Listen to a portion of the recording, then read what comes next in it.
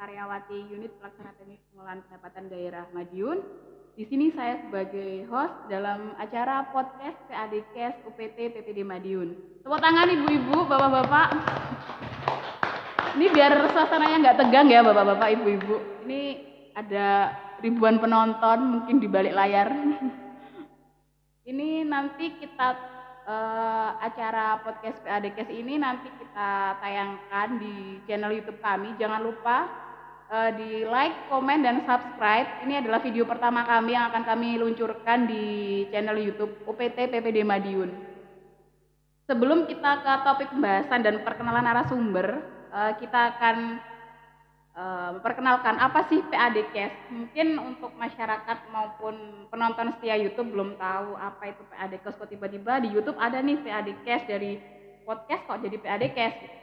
Jadi PADKes merupakan inovasi atau program unggulan yang di launching oleh Badan Pendapatan Daerah Provinsi Jawa Timur atau Bapenda sebagai program terbaru untuk menambah pendapatan asli daerah.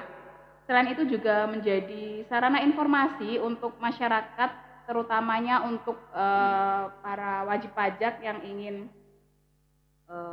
menjadi lebih tahu terkait informasi pembayaran kendaraan bermotor, tentang pendapatan asli daerah dan lain sebagainya. Jadi itulah apa yang dimaksud dengan PADKes. Perkenalan sedikit ya nonton mengenai PADKes. Selanjutnya kita akan langsung ke topik pembicaraan pada hari ini.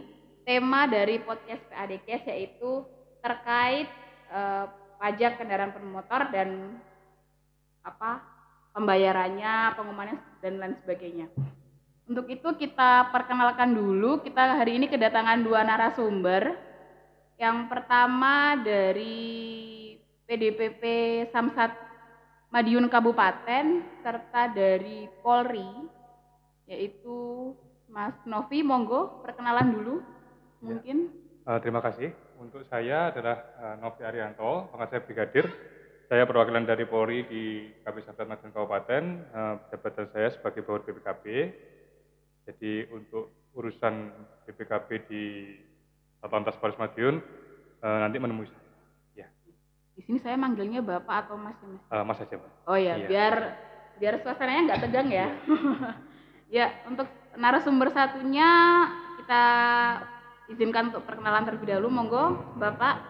Baik, Pak Novi.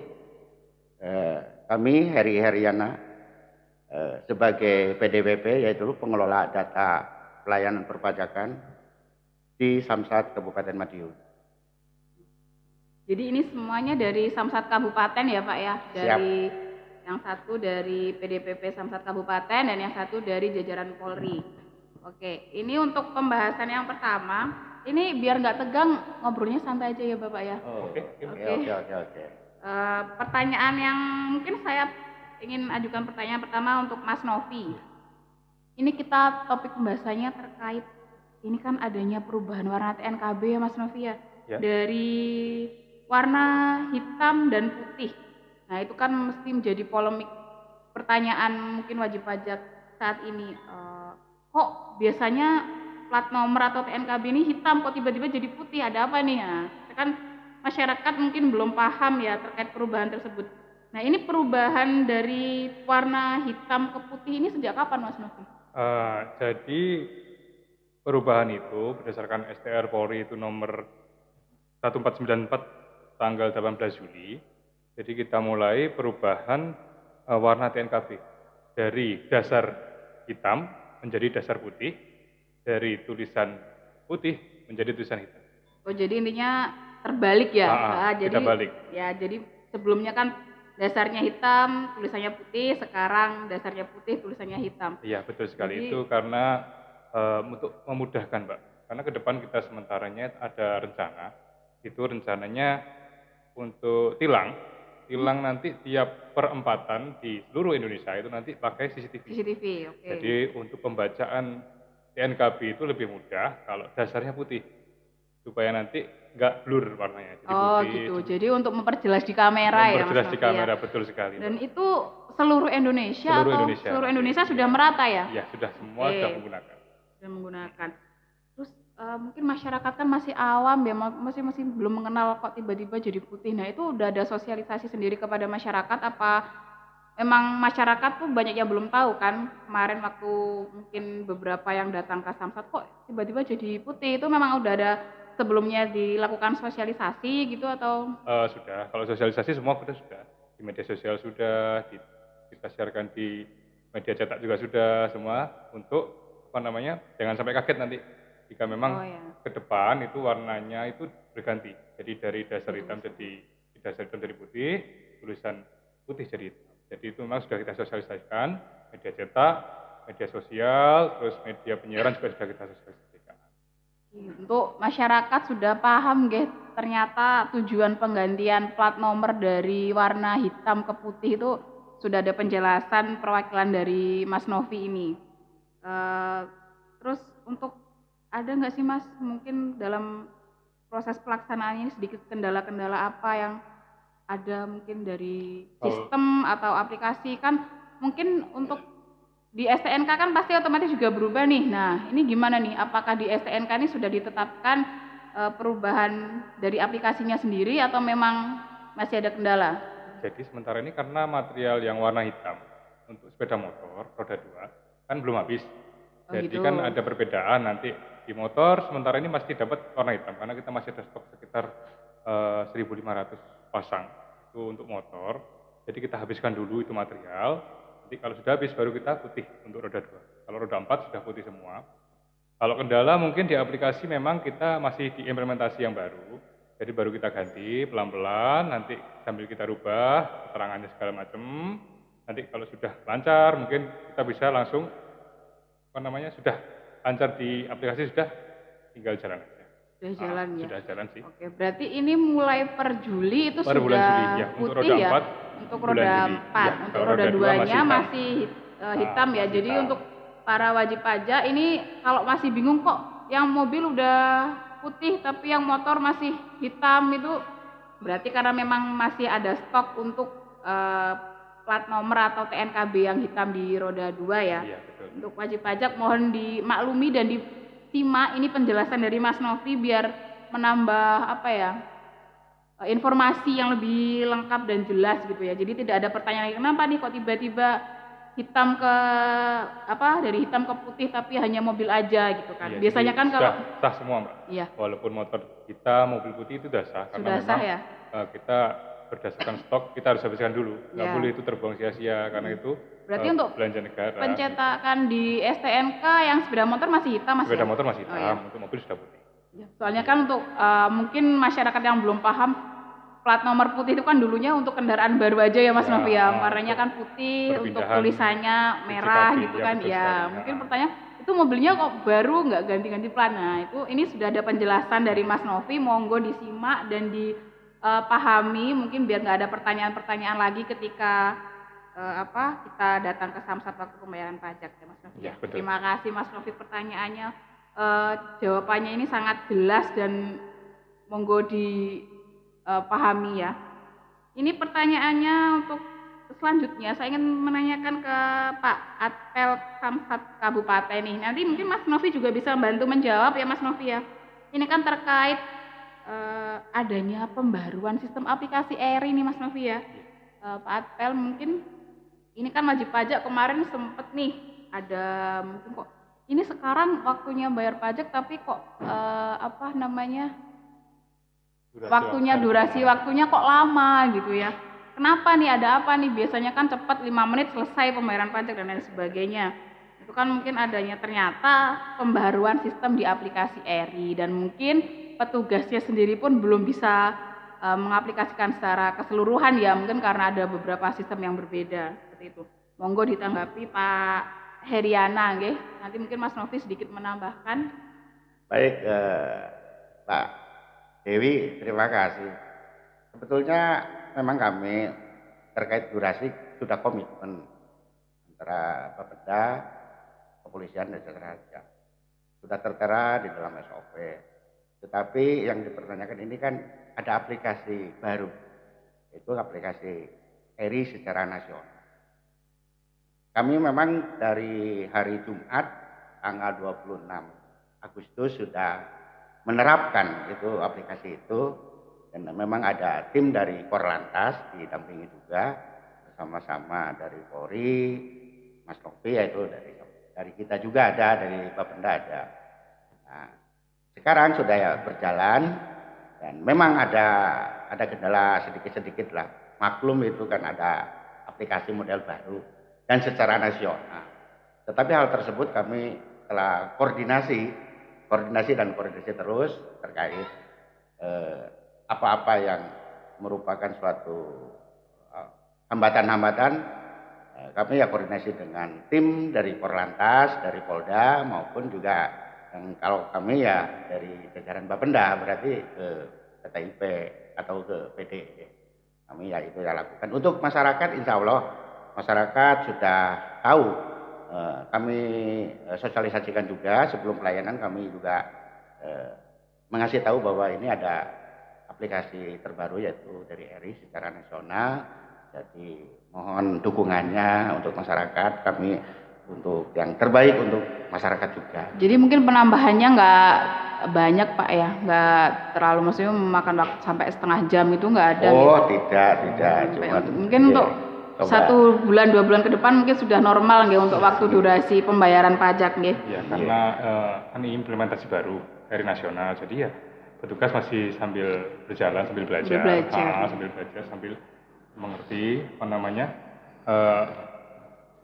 seperti apa sih sistem ini. Jadi sambil biar nggak salah, karena nanti kalau salah kan juga repot ke belakang. Jadi kita pelan-pelan, kalau sudah bisa pasti lancar untuk durasi waktunya. Ya.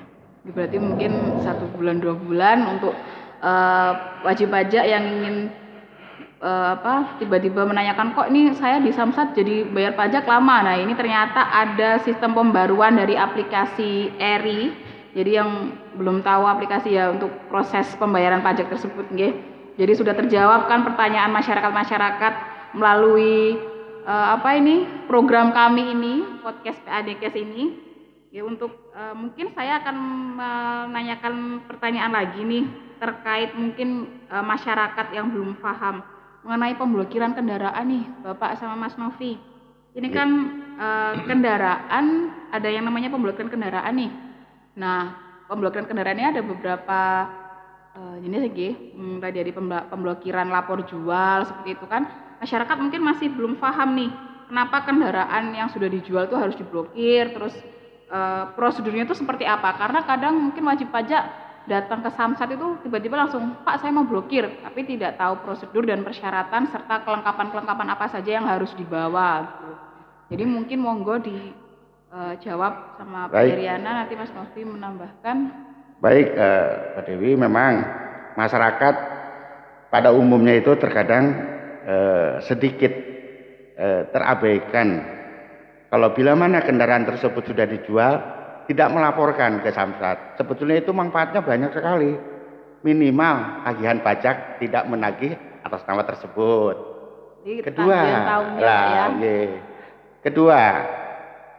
kalau ada tindakan kriminal, kalau dia sudah melaporkan sudah tidak ada kaitannya.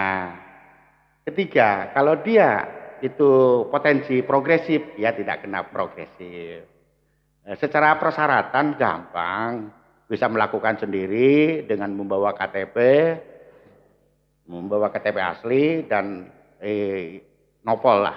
Nopol berarti kan tahu kan ya? Nopol, identitas kendaraan tersebut. Diwakilkan juga bisa, diwakilkan pakai surat kuasa, KTP yang bersangkutan atas nama tersebut dan identitas kendaraan. Gampang, mudah itu. Nah, untuk pemblokiran sendiri itu apa hanya dilakukan dari Bapenda atau mungkin dari Polri juga melakukan pemblokiran kendaraan tersebut? Jadi untuk pemblokiran, pertama dari Polri dulu, kita blokir dulu kendaraan. Kalau memang kan ada blokir itu ada banyak. Pertama blokir lapor jual, ya. Ada blokir bank juga, ada juga blokir kriminal, sama blokir laka lantas. Jadi semua laporkan kita ke Polri dulu, data kita ambil, kita limpahkan ke Bapenda, nanti baru terblokir di sistem Sistemnya Oh, Bapenda jadi juga otomatis terblokir, nanti terblokir dari sistemnya Polri sistem. juga terblokir. Nanti wajib pajak udah nggak kena tagihan lagi ya, monggo yang kendaraannya memang sudah dijual atau memang kendaraannya hilang segera dilaporkan ke Samsat terdekat, karena itu nanti bisa apa ya, meringankan masyarakat biar nggak kena tagihan setiap tahunnya seperti itu nggih. Jadi memang pemblokiran kendaraan itu memang hukumnya bukan wajib sih, tapi memang disarankan misalkan kendaraan itu sudah nggak ada atau memang sudah dijual atau kendaraan itu hilang gitu nggih. Jadi memang sangat bermanfaat sekali Pak ya adanya program pemblokiran ini yang ada di di Samsat. Memang dari Polri sama dari Bapenda memang sudah bekerja sama untuk melakukan proses tersebut nggih. Itu untuk e-tilang juga nanti bisa Juga langsung terblokir juga otomatis. langsung terblokir, kalau e-tilang sudah tersambung dengan server utama kita, jadi nanti seandainya wajib pajak melakukan pelanggaran lalu lintas, otomatis nanti terkunci di sistem kita. Pun nyambung juga langsung ke sistemnya Bapenda, jadi langsung nggak bisa pajak, nggak bisa segala macam. Kalau bisa makanya jangan melakukan pelanggaran lalu lintas di jalan. Itu gunakan pesan dari Mas Novi, jangan melakukan pelanggaran lalu lintas. Iya, gunakan kelengkapan berkendara yang wajib dikenakan. Jadi surat-surat juga dibawa semua, jadi kita tenang berkendara di jalan. Gitu, ya. Dan yang pastinya pajaknya tidak terlambat, Iya. Nanti pajak terlambat itu juga bisa dicek dari nanti misalkan ada tilangan itu kan nanti, wah ternyata pajaknya terlambat nih, nah itu kan biar nggak ada Mas, tilangan yang dari Polri itu langsung bisa surat tilang, ada surat tilang yang datang ke rumah, jadi begini Pak Dewi, terkait masalah terlambat pajak itu bukan terlambat pajak kena ditilang, tidak. Yang kena ditilang itu karena belum disahkannya STNK. Begitu loh. Tambahan dari Pak Heriana mungkin bisa dicermati nggih untuk para wajib pajak ini, informasi yang sangat penting sekali dicerna. Karena tiap tahun kita harus disahkan kendaraan. Jadi cek kendaraan ini masih layak jalan atau sama. Nanti itu juga ada ke depan ada penghapusan data kendaraan yang 2 tahun mati STNK tidak dipajakan, nanti ke depan akan dihapus oleh kita. Jadi sementara nanti dikasih surat peringatan bulan pertama, belum ada perkembangan, nanti bulan kedua masih ada peringatan, bulan ketiga nanti juga masih ada peringatan, jadi 3 bulan ada diperingatkan agar segera melaksanakan pembayaran pajak. Jadi kalau nanti sudah 3 kali peringatan tidak datang, langsung kita hapus data dan data tersebut tidak bisa diregistrasi lagi. Jadi masuk kendaraan sudah hilang ya datanya. Iya, betul sekali. Berarti sudah nggak bisa melakukan apa-apa nih, melakukan pembayaran pajak. Ditangkap kendaraan itu sudah nggak ada. Gitu. Ya itu nanti datanya sudah hilang, nanti yang rugi masyarakat sendiri. Nanti wah ini sama aja kendaraan bodong Mas ya, sudah nggak ada kelengkapan surat-suratnya seperti itu. Terima kasih jawabannya. Ini untuk yang terakhir nih, mungkin pertanyaan-pertanyaan yang terakhir yang ditanyakan oleh masyarakat terkait pembayaran pajak nih. Ini kan sekarang media sosial ini kan sudah banyak macam-macamnya ya, mulai dari Instagram, Facebook dan lain sebagainya nih. Terkait pembayaran pajak nih, biar mungkin masyarakat yang jauh rumahnya dari kota atau mungkin yang tinggal di pedesaan itu kan bingung nih, aduh bayar pajak kadang jauh dari rumah gini kan. Itu mungkin ada solusi yang lain nggak Pak untuk pembayaran pajak mungkin yang lebih dekat dari rumah, atau mungkin bisa bayar di rumah melalui aplikasi-aplikasi tersendiri yang memang sudah diluncurkan atau inovasi dari Bapenda sendiri? Monggo. Baik Pak Dewi, memang perlu diketahui bahwa pembayaran pajak itu ada 2. Satu secara tunai, yaitu secara konvensional yang dilakukan melalui langsung ke Samsat atau ke unggulan-unggulan seperti payment point, Samsat keliling, ya itu secara konvensional. Ada juga yang non tunai. Yang non tunai itu seperti di e-channel, Samsat, marketplace, itu secara non tunai. Nah kami memang banyak inovasi kami untuk mempermudahkan ke masyarakat yang jauh jangkauannya dari layanan, sehingga kami intinya itu mendekatkan diri kepada masyarakat ya, terkait pelayanan kami, sehingga memudahkan tidak ada intinya masyarakat itu jauh dari layanan. Seperti yang kami lakukan, ya ada yang namanya itu kami Samsat Santri, ya Samsat Santri itu kami ini sudah melakukan Samsat Santri. Kalau boleh tahu apa itu Pak Samsat Santri? Monggo, mungkin masyarakat terutama khususnya masyarakat Madiun nih, kan ini kan kita ada di UPT Madiun ya, jadi bisa menambah informasi tentang terkait Samsat Santri itu apa? Oh, nggih. Baik Pak Devi. Samsat Santri itu samsat industri, sehingga pekerja yang di industri tertentu tidak menyita waktu, kita datang ke industri tersebut. Istilah jemput bola. Kami layani seperti contoh di industri Sampurna, industri bola, juga di Inka. Kami sudah layanan itu. Sehingga dia tidak menyita waktu untuk bekerja tetap bekerja.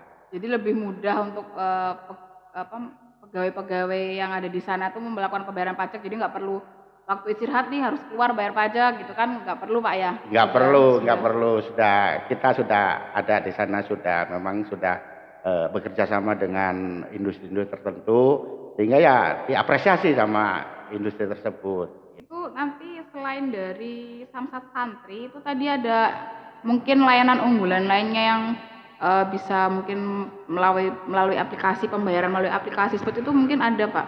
Ada banyak di jajaran kami juga ya ada Signal gitu, Signal juga bisa di-download di Play Store. Oh itu, sudah ada ya? Iya, ada nasional juga Mbak. Nanti pembayaran bisa melalui Bank BRI, Bank Mandiri, Bank Jatim juga bisa. Jadi aplikasi Signal itu nanti data kendaraan yang kita punya nanti tersimpan di situ.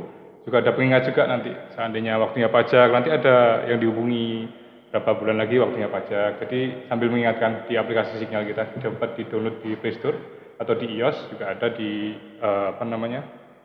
Apple juga ada. Ya, Apple ada semua Store, ya. Apple Store. Untuk selain Signal mungkin dari Bapenda ada aplikasi sendiri Bapak yang bisa melakukan pembayaran mungkin dari Shopee apa itu? Oh iya, itu namanya ya marketplace itu. Bisa itu kita mungkin bisa ya kalau pada umumnya ya ada juga yang seperti di Griabaya, di Tokopedia gitu. Bisa dilakukan sehingga mudah sekali lah masyarakat. Jadi kami itu pelayanan pajak itu intinya pajak tidak pernah tidur. Jadi 24 jam non-stop bisa. Ya. Sangat mudah sekali di era ini sudah tahun 2022 ini sangat canggih sekali ya. Monggo tepuk tangan semuanya. Jadi ini Samsat ini sangat mempermudah masyarakat untuk melakukan pembayaran pajak biar nggak telat, biar nggak jauh-jauh dari lokasi. Jadi mungkin yang di dekat rumah, di dekat rumahnya ada Indomaret, ya Alfamart, itu bisa dibayarkan di situ ya. Pak ya. Walaupun petani tidak meluangkan waktu untuk bayar pajak datang ke Samsat, dia tetap bekerja aktivitas sebagai petani. Di BUMDesa kan ada. Jadi kan kita sampai menyisir ke sana untuk mendekatkan pelayanan kami itu sana sama jajaran samping itu ke pelosok-pelosok gitu loh Mbak Dewi. Jadi 24 jam ini bisa melakukan pembayaran pajak ya pemirsa, ini luar biasa sekali nih. 24 jam di rumah tinggal main HP, tiduran tuh bisa bayar pajak tanpa nanti ada tagihan dan lain sebagainya nggih Pak nggih. Ini sangat mempermudah sekali. Terima kasih ini Mas Novi, Pak Heriana untuk topik pembahasan hari ini sangat memberikan informasi kepada wajib pajak nggih. Sekali lagi ini terima kasih juga untuk Ayam Nelongso sebagai sponsor kita pada hari ini. Tepuk tangan untuk Ayam Nelongso. Monggo yang di Madiun, Jawa Timur dan seluruh Indonesia, misalkan di daerahnya ada Ayam Nelongso, ini rekomendasi sekali dari kita nggih.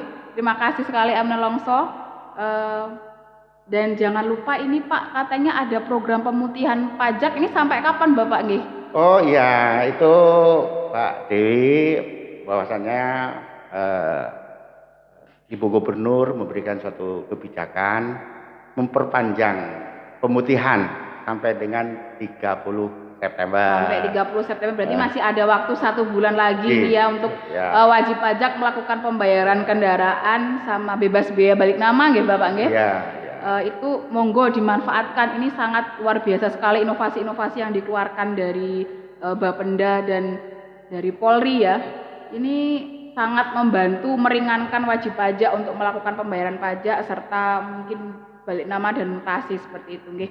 Ini terima kasih sekali Mas Novi, Pak Heriana sudah menjadi narasumber kita di podcast PADKes UPT PPD Madiun.